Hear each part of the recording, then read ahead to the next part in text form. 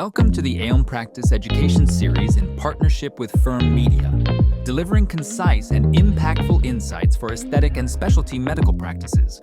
Your host, Chris Suchanek. Today we have a special guest, Marni Blythe, CEO of Full Pocket Coaching. Marni, welcome to the show.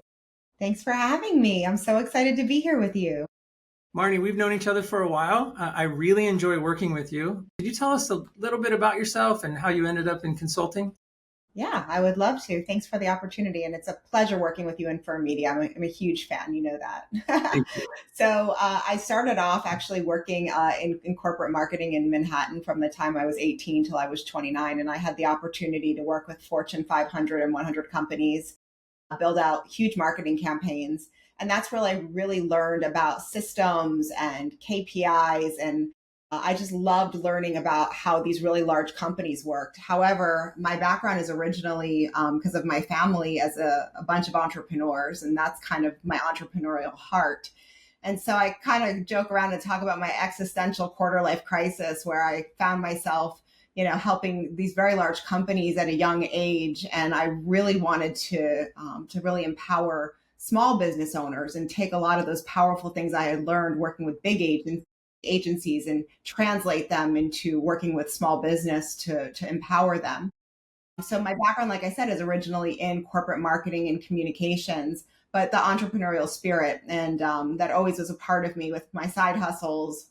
And when I moved to North Carolina, when I was 29, I ended up starting my own 8,000 square foot holistic health and fitness center and grew that from the ground up. I talk about that being my quote unquote MBA and my quote unquote real life MBA, where I was the COO, the CMO, the CFO, the captain of taking out the garbage and everything else.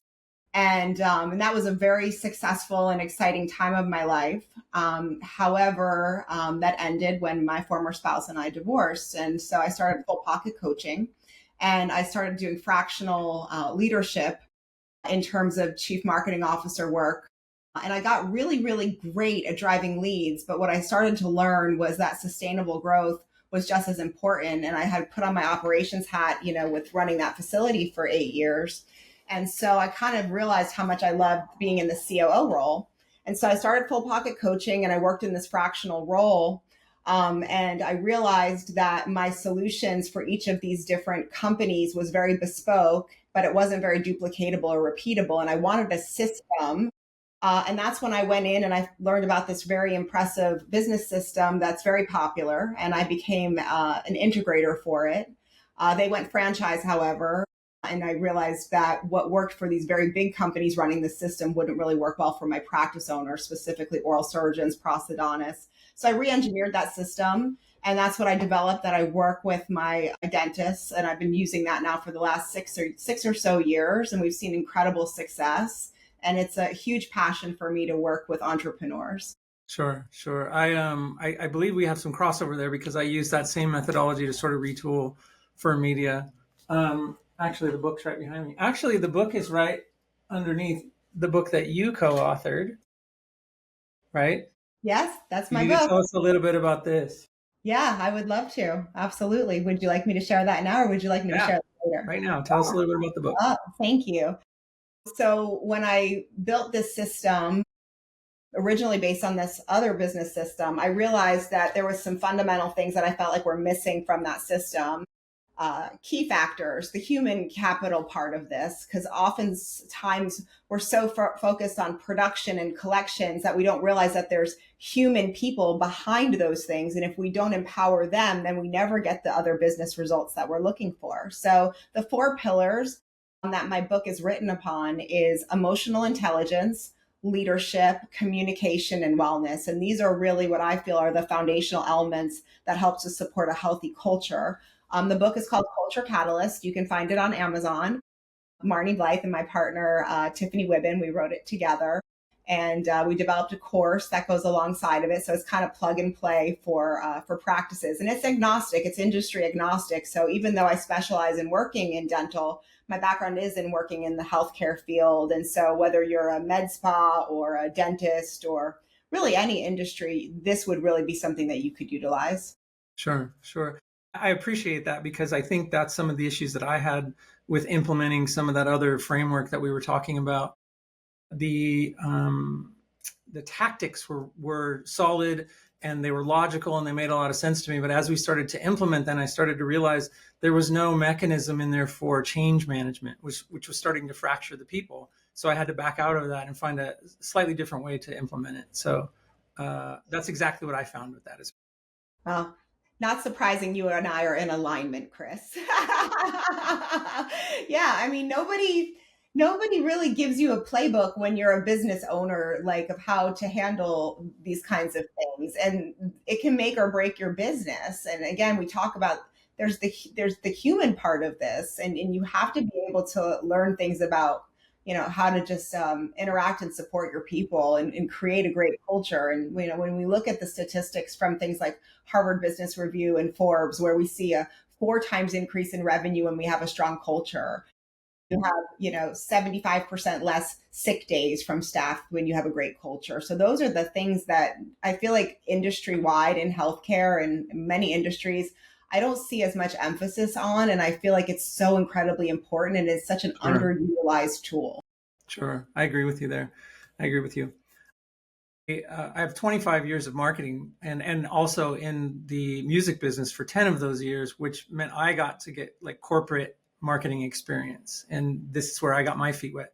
But my formal education was in psychology. So as we were implementing, I started to feel like something's wrong. And so I had to call other coaches and other sort of trainers that I respected and sort of ask how to navigate that. And we ended up sort of jumping ship and trying something a little different. But I yeah, love I that. appreciate that insight. It helps me feel like we did the right thing at that time then. So I think you absolutely did the right thing. I mean, I through vis-a-vis some of my clients, I've gotten to work with you, and see the changes that you've made at Firm Media. And I think it's been extraordinary to watch. And I know uh, it was probably a little scary, but what do they say?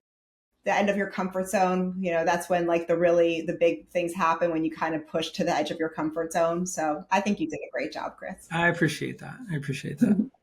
So the format of the show, I'm going to ask you 3 questions. You already know the questions. The idea here is I want you to be able to share your insights with our listeners in ways that will be able to help them with their practice in hands-on ways almost right away. So I'm going to jump in. You ready?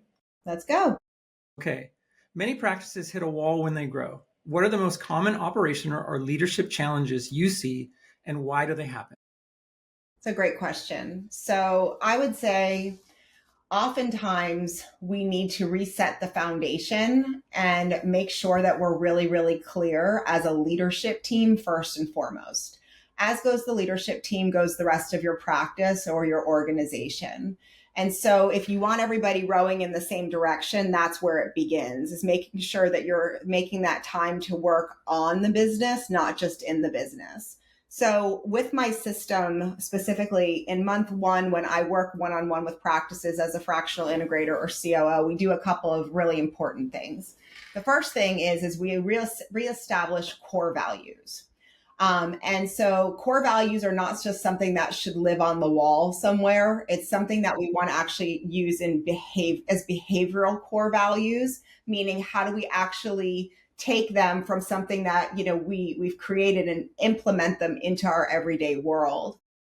So some of the tactics that I've actually been using lately is actually really fun with AI now, because I like making it into an acronym so that people Mm-hmm. actually remember what the core values are. So Sure. you can sit down as a leadership team, you put together, a number of different words.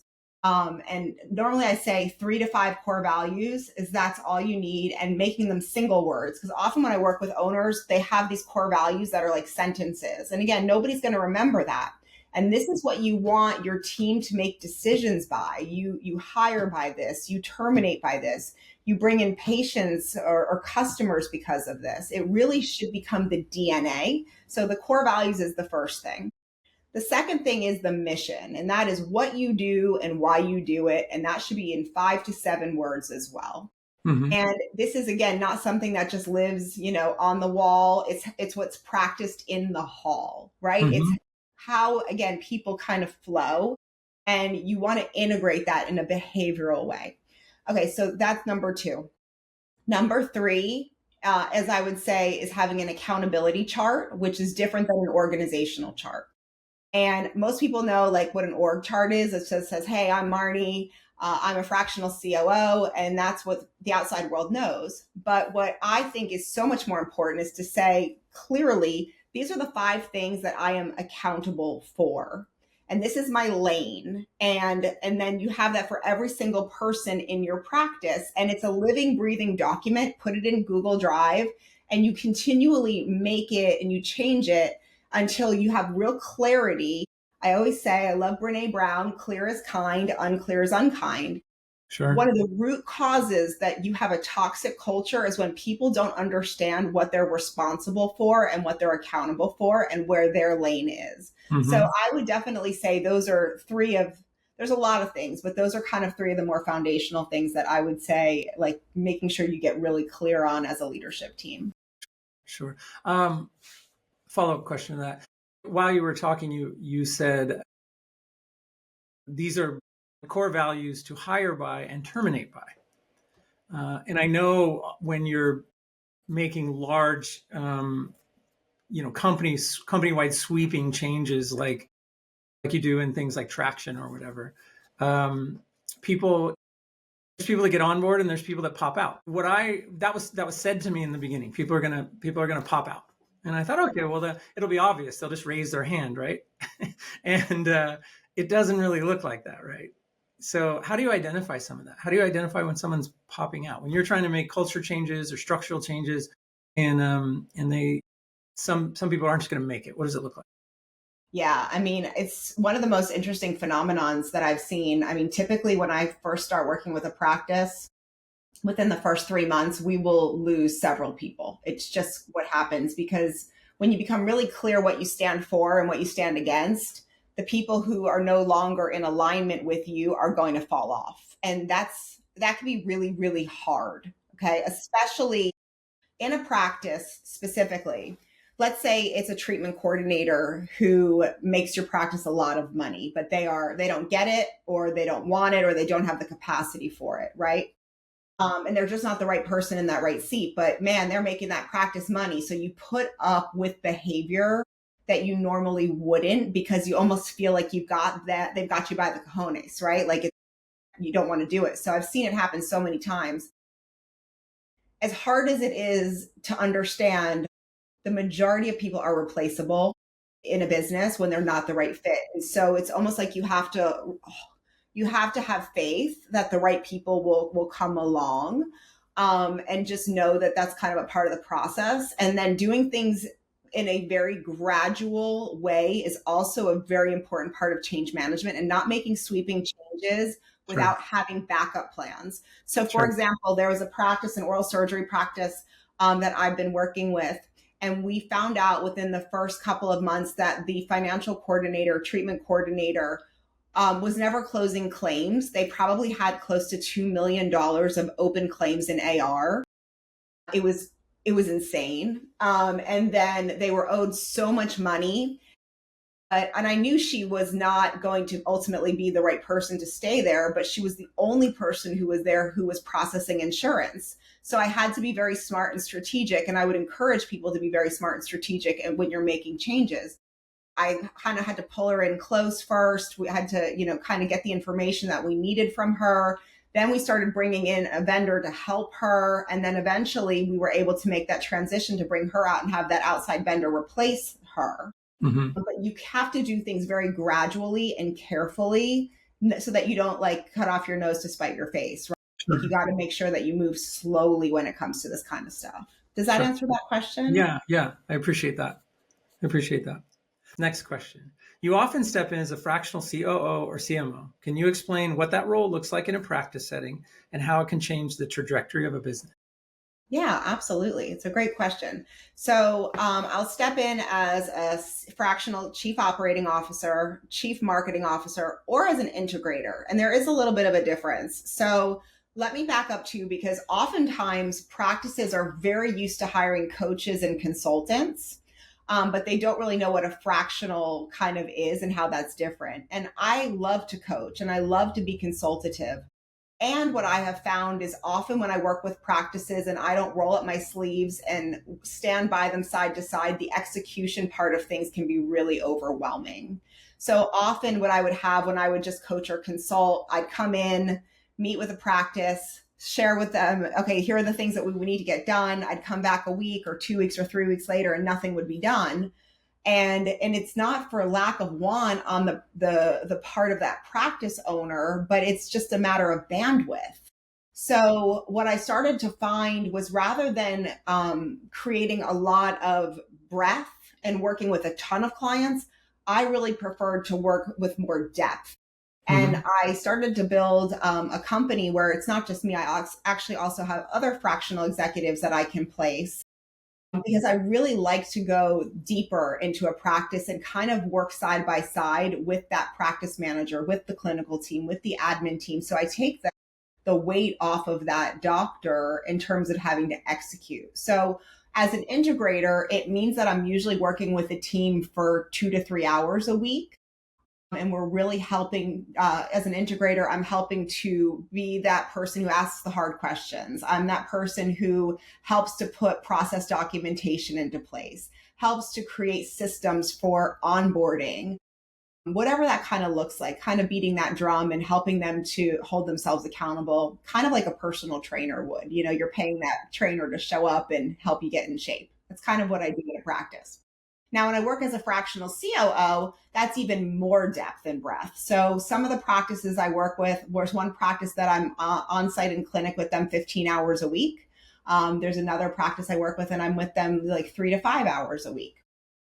And then as a CMO, it's kind of similar as well. And a fractional CMO, they get a fraction of my time to be able to help them run bigger strategy. And then they usually have somebody in-house, or I work with somebody like Firm Media, you know, to be able to really be that partner to help execute, but helping really to kind of shepherd those processes so that we take the weight off of the owner of that practice. Because gosh, it's really hard when you're wearing so many hats. You know, you're the clinic director, you're the HR person, you wear so many hats, and it's really like, I consider it a blessing and quite a luxury to be able to hire somebody to come in and help in this way. And it's a kindness. Because I can remember when I owned my health center, it was in the very beginning of a lot of the things I was doing. And I wished that, quite honestly, that there was a me who could come in that I could trust without abdicating my ownership. That's another thing. If you ever read the book, The E-Myth, where we talk about sometimes we're so overwhelmed. Love that book. That we abdicate ownership. And so when I come in, you cannot abdicate your ownership, right? When we work together, you still have to show up. You still have to take accountability. And I'm going to make sure, but at a high level, that you're informed, engaged, and that you know what's going on and you're making the decisions. But I'm going to help just create that scaffolding and that foundation to help you get. Sure. I can relate because one of the best things that I'd ever done is hired a CEO here at Firm Media so that I could go back to do the things that I'm good at and that I love doing. Yeah, zone of genius, right? You get to work in your zone of genius. And that's another tool that we use called Delegate and Elevate, right? Where it's like understanding what you love to do, what you like to do, what you don't like to do, and then finding people to come in and do that. Because like in particular, Chris, I know you probably know what I'm talking about. Oftentimes in a practice, that practice manager, their list of accountabilities is 200 lines long. You say, well, what do you do here? And it will go on and on and on and on. And so when you're able to start to say, let's take this off your plate. Well, what don't you really like to do? The relief that happens, like, hey, let's think about bringing somebody outside in to help with this, like somebody who just loves to do it. And then things just become lighter and easier and you just enjoy your work. And man, isn't that why we're all here? We need to enjoy things more, right? Agreed. 100% agreed. Yeah. That was a really good answer. Thank you.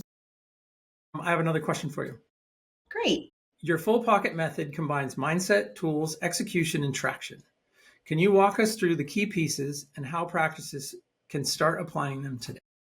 Yeah, absolutely. So let's start talking about mindset first. And I really love talking about the idea of a growth mindset versus a fixed mindset. And Chris, I'm sure you're probably familiar with that because you have a big, huge growth mindset. Thank you. So this is based upon the research of Carol Dweck originally, and I find it to be especially relevant for coaching, team development, and culture work. So a fixed mindset says, I'm either good at this or I'm not, whereas a growth mindset says, I can improve with effort and feedback, right? A fixed mindset believes that intelligence and talent are innate and static, whereas a growth mindset says abilities can be developed through learning and persistence. So, in terms of mindset, we want people working with us and we want to really work on developing within ourselves a growth mindset as much as possible, right? We are all a combination of both, right? We all have things where we are more fixed versus growth, but the more that we can move into this growth mindset, the more key that we are going to be able to create the kind of lasting change that we're really looking to see in our organization. I typically only work with organizations that are growth mindset oriented because I can't fix a mindset that is not already more growth oriented, right? So, and we really want to look at those people in our practice who are open to growth. And we really want to carefully analyze those people to see if they really are a culture fit, if they're fixed mindset, right? If you've got the people in the practice who are like, oh, we couldn't possibly do that, we can't change this EMR. Oh, we couldn't possibly bring in that person. It makes things exhausting. You feel like you're kind of walking through the mud, right? So that's the mindset piece of it. Doing something is hard. Doing the thing is hard enough, and then dragging people along with you makes it even harder. Yeah, You got I it. agree. You got it. So then the tools piece of this are some of the things we've already started talking about. I like to talk about tools almost in the analogy of a house. So having a strong foundation of your house is the best tool that you can have in building your practice. So that includes your core values, your mission, an accountability chart. It also includes a scorecard. And those are going to be the 5 to 7 most important measurables. And you're going to look at that on a weekly basis. That's really important as well to me. Other tools include having quarterly meetings where you talk about with your whole team where you've been, where you are, and where you're going. So open and transparent communication. Because when people don't, if you're not proactively having the conversation, people are going to have the conversation without you. And you want to be able to control that narrative and control that dialogue and help to feed them the things that you want them to understand. A lot of times when we're meeting behind closed doors, sometimes toxic things can start to brew. So we really want to make sure we're proactively managing that conversation and keeping people informed. As a matter of fact, another tool that I love is something that I do call the KPI, keeping people informed. A number of years ago when I was working as a fractional executive for a DSO, I brought in a fractional HR gal. Her name is Victoria Martinek, and she came up with this concept. It's called the monthly KPI. And it's an internal newsletter where it's keeping people informed. And it's a great tool to keep everybody on the same page of what's going on in your practice. Also creating a culture of appreciation. You highlight one person who's done an amazing job that month. You kind of give them kudos. That's a great tool that I love to use also. I love a quarterly conversation as another tool, which is not a review, but it's just a check-in to see how everybody's doing. And we have the manager do that. It's 10 to 15 minutes. We're all human people, right? So that's a really great tool that I love to use. And then, of course, we have our weekly leadership meetings that happen every single week, same time, same place. And we make sure we have the same agenda so that the meeting is actually successful and it's not just a meeting to have a meeting. And then I love to have weekly staff meetings. We have a clinical meeting, we have an admin meeting. It's an opportunity to have feedback loops as well. So those are some of the tools, a handful of the tools that I'm really passionate about. Sure. I absolutely love the way that you see the world. I love the way that your brain wraps itself around business. I thoroughly enjoy getting to work with you. I know this is going to be a really great episode. We keep them short and to the point, and there's so much information in here for people. I know you could go on and on forever. What I really want to ask you right now is we call this the Alma Essential Insight. So what is one key takeaway that you could leave our listeners with as they go into their week? One key takeaway would be establish your core values. Don't wait any longer. Reestablish those, make sure they're prominent, put them on mouse pads, put them on your website, have Firm Media help you figure out interesting ways to be able to utilize them. I think that that's a really important thing to get done right away. What are some of the ways you integrate them? The core values? Yeah, with practices, like to talk about them and things like that. Yeah, absolutely. So one of the practices that I worked with actually wrote them on the wall, in terms of like a really beautiful interior designer. Michelle Cummings actually did it. And so when you come in, you see it in the waiting area. They also have it in their break room. And then we integrated it in different ways, like where we have weekly meetings and we talk about them in practice. Like where did we see integrity in motion this week? How did we practice safety? How do we incorporate something like mastery? One of the things with mastery that I love as a core value is that means we bring in experts to help us where we need extra help. And I talk about that a lot too. I love to bring in experts like, I love my DO sisters, my dental entrepreneur women sisters, and I love bringing them in to help me with agencies or with practices where I get out of my depth, like things like insurance and coding. Like I know some, but I get out of my depth. So mastery says, let's bring people in who know more than we do and have them go deep because this is what they do every day. Sure. I really appreciate having you on the show. And thanks for making the time. I know how busy you are. Likewise. But I'm glad we made it happen. I'm looking forward to this episode coming out. Thanks for your time and for the opportunity. It's been an absolute pleasure. All right. Bye, Marni. Bye. Please give us a like and subscribe to stay up to date with the Elm Practice Education series.